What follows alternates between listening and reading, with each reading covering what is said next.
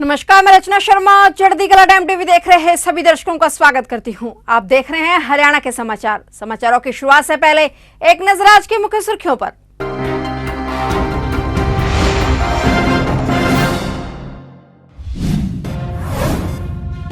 Cycle यात्रा से दिया जा रहा ड्रग फ्री हरियाणा का संदेश। 24 सितंबर को साइकिल यात्रा पहुंचेगी यमुनानगर। किसानों के लिए खुशखबरी, हरियाणा में बाजरे की सरकारी खरीद आज से शुरू। प्रदेश में बनाई गई हैं 35 मंडियां। अनुराग ढांडा बोले, दुष्कर्म की घटनाओं में हरियाणा दूसरे नंबर पर। आप पार्टी के वरिष्ठ उपाध्यक्ष अनुराग ढांडा ने घेरी भाजपा सरकार।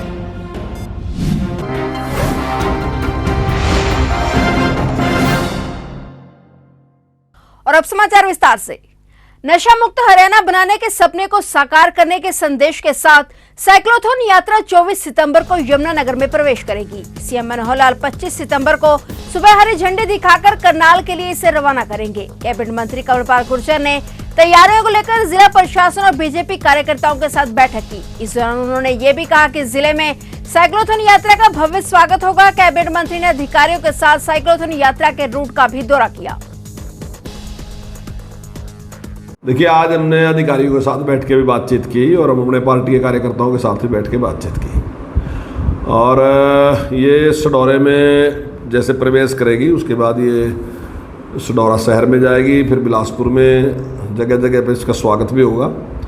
और जो हमारे विद्वान जन हैं, जो पंडित जन हैं, वो भी इसका स्वागत करेंगे। और जो हमारे सिख समाज के लोग हैं, वो भी उन्होंने भी एक स्थान निश्चित किया, वहाँ स्वागत करेंगे। और मुस्लिम समाज के लोगों ने भी एक फैसला किया कि वो भी स्वागत करेंगे।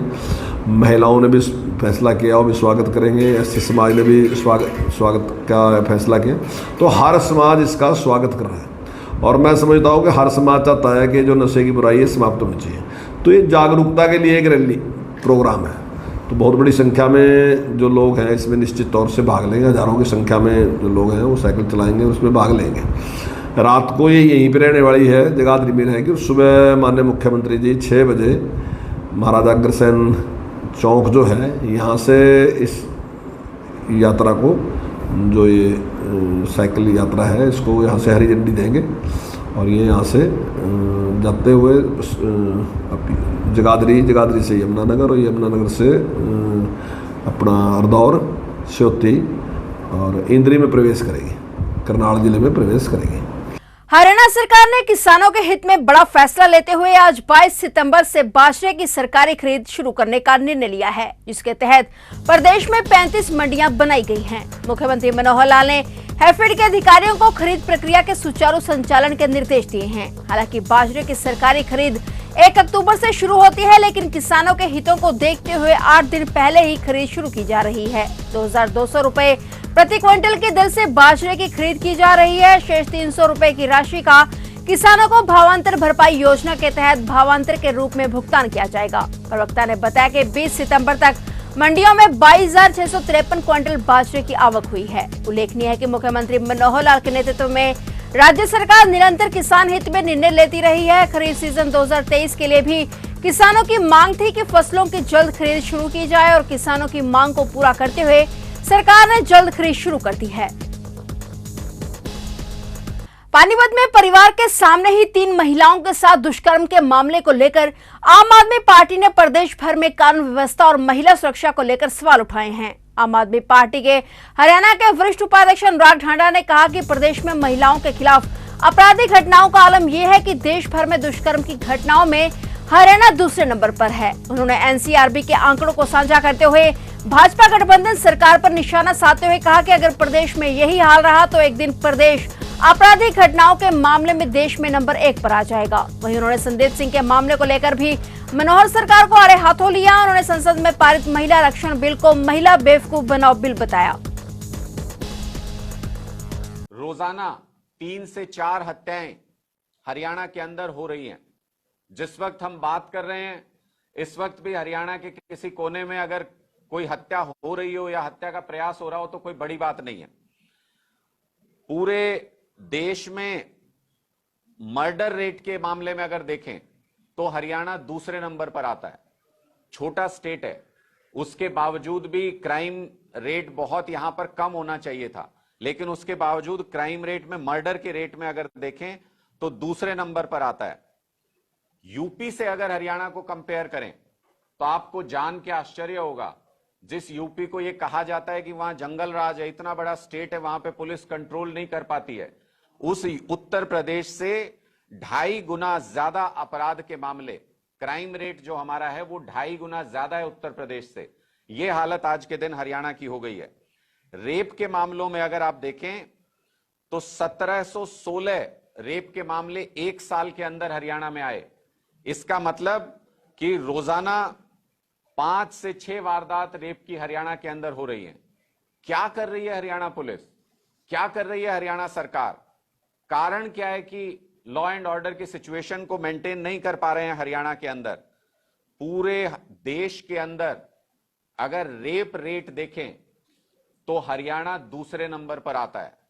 हरियाणा के गृह और स्वास्थ्य एवं परिवार कल्याण मंत्री अनिल विज ने बढ़ते डेंगू मलेरिया के मामले में वेक्टर जनित बीमारियों की 2 से 3 दिनों में समीक्षा और ताजा स्थिति के आंकलन के लिए एसीएस स्वास्थ्य विभाग को उच्च स्तरीय मीटिंग बुलाने के आदेश दिए हैं। गृह मंत्री अनिल विज ने राज्य में बढ़ते डेंगू के मामलों को देखते हुए सरकारी अस्पतालों में फीवर कॉर्नर स्थापित करने के निर्देश दिए ताकि वेक्टर जनित बीमारियों की रोकथाम की जा सके। इसके अलावा उन्होंने कहा कि वेक्टर जनित बीमारियों की रोकथाम के लिए राज्य के प्रत्येक गांव और शहरी क्षेत्र में भी प्रत्येक वार्ड हेतु एक फॉगिंग मशीन ली जाएगी। उन्होंने अधिकारियों को निर्देश दिए कि राज्य में जहां जहां भी पानी खड़ा है वहां इंसेक्टिसाइड और यानी कि कीटनाशक और तेल का छिड़काव किया जाना चाहिए ताकि लार्वा पनप ना सके। उन्होंने संबंधित जिलों के सिविल सर्जन अधिकारियों को कहा कि स्वास्थ्य विभाग की टीमें बनाकर लोगों को जागरूक करने के लिए डोर टू डोर अभियान भी चलाया जाए। जगाधरी में मेनहोल व सीवरेज की सफाई के लिए हाइड्रोक्लोरिक संचालित मेनहोल सिल्ट ग्रैब मशीन प्रयोग में लाई जाएगी। प्रदेश के कैबिनेट मंत्री कंवरपाल गुर्जर ने आज जनस्वास्थ्य अभियांत्रिकी विभाग द्वारा 19,72,000 रुपए की लागत से खरीदी गई 2 मशीनों का नारियल फोड़कर उद्घाटन किया और हरी झंडी दिखाकर इन मशीनों को रवाना किया। इस मौके पर जन स्वास्थ्य अभियांत्रिकी विभाग द्वारा कैबिनेट मंत्री कंवरपाल का पुष्प गुच्छ देकर स्वागत किया गया और इस मशीन में एडवांस टेक्नोलॉजी का इस्तेमाल किया गया है। यह मशीन छोटे और बड़े मैनहोल के अंदर सफाई करने और गहराई से गाद निकालने समेत वह प्रत्येक कार्य कर सकती है। मैनहोल में केमिकल और गैस होने के बावजूद यह अच्छे ढंग से कार्य कर सकती है। ये समस्या थी सफाई के लिए, जो हमारे मेन होल थे उनको साफ करने के लिए बड़ी समस्या थी। तो काफ़ी दिन से इस प्रकार की एक जो हाइड्रोलिक संचालित main whole silt gap machine थी उसकी ज़रूरत यहाँ महसूस की जा रही थी और आज वो 2 मशीनें आएगी और मैं समझता हूँ उससे बहुत बड़ा लाभ मिलेगा हमें सफाई के लिए और पूरे शहर को उससे लाभ होगा। जिस प्रकार से मेन होल जो थे वो बंद हो जाते थे ना, तो उसकी सफाई में बड़ी भारी समस्या आती थी। तो अब इस मशीन के माध्यम से हमें उसमें बड़ी सहायता मिलेगी और मैं समझता हूँ इस समस्या का समाधान हो जाएगा। और इस पर हमारे 19,72,364 रुपये हमने इन 2 मशीनों के ऊपर खर्च किए। बॉलीवुड एक्ट्रेस परिणीति चोपड़ा और सांसद राघव चड्ढा 24 सितंबर को शादी के बंधन में बंधने जा रहे हैं। शादी की रस्में शुरू हो चुकी हैं। उदयपुर की द लीला पैलेस को दुल्हन की तरह सजाया गया है। परिणीति चोपड़ा और राघव चड्ढा आज उदयपुर पहुंच रहे हैं। हरियाणा के अंबाला कैंट में रह रहे परिणीति चोपड़ा के पिता पवन चोपड़ा और माता रीना चोपड़ा भी उदयपुर शादी की रस्में पूरी करने पहुंचे हुए हैं। अपनी छोटी बहन की शादी में शामिल होने अमेरिका से प्रियंका चोपड़ा भी आ रही हैं। वहीं परिवार और करीबी दोस्तों सहित बहुत कम लोगों को आमंत्रित किया गया है। बताया गया कि शादी में नजदीकी रिश्तेदारों को ही न्योता दिया गया है। शादी में जिन रिलेटिव को न्योता नहीं दिया जा सका उन्हें रिसेप्शन पार्टी में बुलाया जाएगा। हरियाणा के मुख्यमंत्री मनोहर लाल के ड्रग फ्री हरियाणा के संदेश को प्रदेश के कोने कोने तक पहुंचाने के उद्देश्य से आरकेएसडी कॉलेज के हाल में सांस्कृतिक संध्या का भव्य आयोजन किया गया। सांस्कृतिक संध्या के कार्यक्रमों में हरियाणा कला परिषद, सूचना जनसंपर्क, भाषा एवं संस्कृति विभाग और स्थानीय शिक्षण संस्थानों के बच्चों ने ड्रग फ्री हरियाणा और नशा विरोधी विषयों पर विभिन्न प्रस्तुतियां देकर उपस्थित दर्शकों को सशक्त संदेश दिया। कलाकारों ने नशे के खिलाफ लोकगीतों के माध्यम से सभी को जागरूक किया। निफा ने अपना 23वां स्थापना दिवस एमडीडी बाल भवन में बच्चों के बीच मनाया। दीप प्रज्वलित कर कार्यक्रम की शुरुआत की गई। सिटीजन ग्रीवेंस कमेटी के प्रधान व निफा महिला विंग की संरक्षण अंजू शर्मा ने मंच संचालन करते हुए संस्था के अच्छे कार्यों का जिक्र किया। इस मौके पर पहुंचे गणमान्य लोगों ने निफा के कार्यों पर अपने विचार रखे और संस्था को करनाल और देश का गौरव बताया। निफा के राष्ट्रीय संयोजक एडवोकेट नरेश ब्राना ने बताया कि निफा का 23 वर्ष का कार्यकाल अनेक गौरवमयी उपलब्धियों से भरा हुआ है। निफा का जहां पर भारत सरकार द्वारा राष्ट्रीय युवा पुरस्कार से नवाजा गया है, वहीं Guinness book of world record में 6 बार व world book of record London में 1 बार नाम दर्ज होने से निफा के कार्यों को अंतर्राष्ट्रीय स्तर पर भी सराहना मिली है। ये सबके संयुक्त प्रयासों से, सबके सहयोग से और सबका साथ देने से ही संभव हो सका है। अभी आने वाले समय में हमारी बहुत सी प्लानिंग है। 2025 के अंदर जो है निफा की सिल्वर जुबली जो है वो मनाई जानी है। पीछे जब हमने अपना एनुअल डे फंक्शन किया था तो माननीय मुख्यमंत्री जी उसमें मुख्य अतिथि थे। हमने उनके सामने मंच से एक आग्रह किया था कि निफा पूरे देश से लोग यहाँ पर आते हैं, करनाल में आते हैं, विदेशों से भी आते हैं और यहाँ आकर वो पूछते हैं कि निफा का हेडक्वार्टर कहाँ है, तो हमें बताना पड़ता है कि हम लोग घरों से ही ऑपरेट करते हैं। तो हमने उनसे अनुरोध किया था तो उन्होंने मंच से घोषणा की थी कि सिल्वर जुबली से पहले हम निफा को एक प्लॉट जो है वो देंगे, आप भरिए। तो हमने भर भी रखा है। हम उम्मीद करते हैं कि मुख्यमंत्री जी की जो वो घोषणा है उसके माध्यम से हमें निफा को एक प्लॉट जो है वो करनाल में मिलेगा।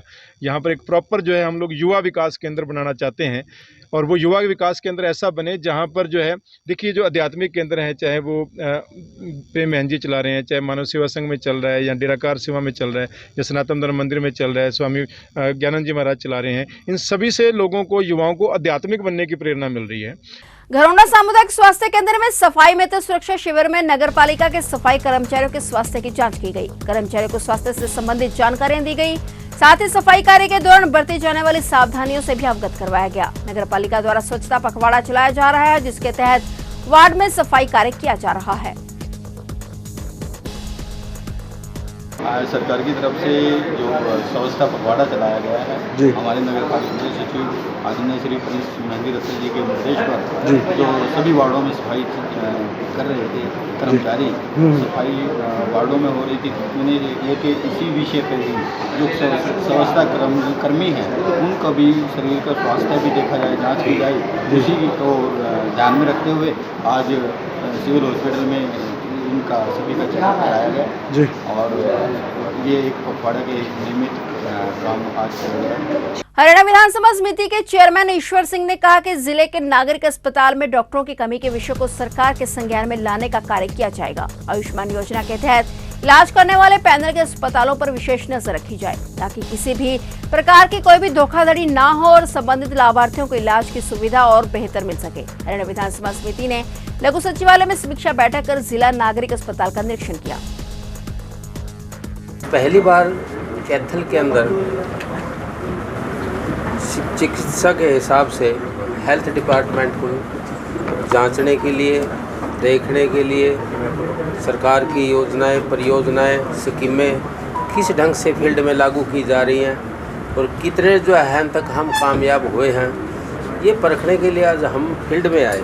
वैसे तो मीटिंग चंडीगढ़ ही होती रहती हैं, तो हमारे यहाँ एक शिक्षा और एक ये हेल्थ चिकित्सा 2 कमेटियाँ हमारे पास हैं। लगभग ज़्यादातर महकमा और जो बजट है इन्हीं के साथ रहता है। बड़े महकमे जो है ना यही है, शिक्षा और चिकित्सा।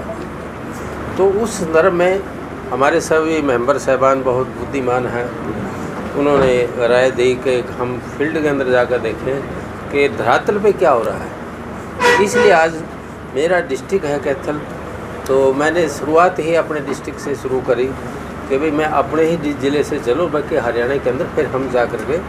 तो ये थे हरियाणा के समाचार और नए समाचारों के साथ फिर से हाजिर होंगे। तब तक के लिए देखते रहिए चढ़ती कला टाइम टीवी।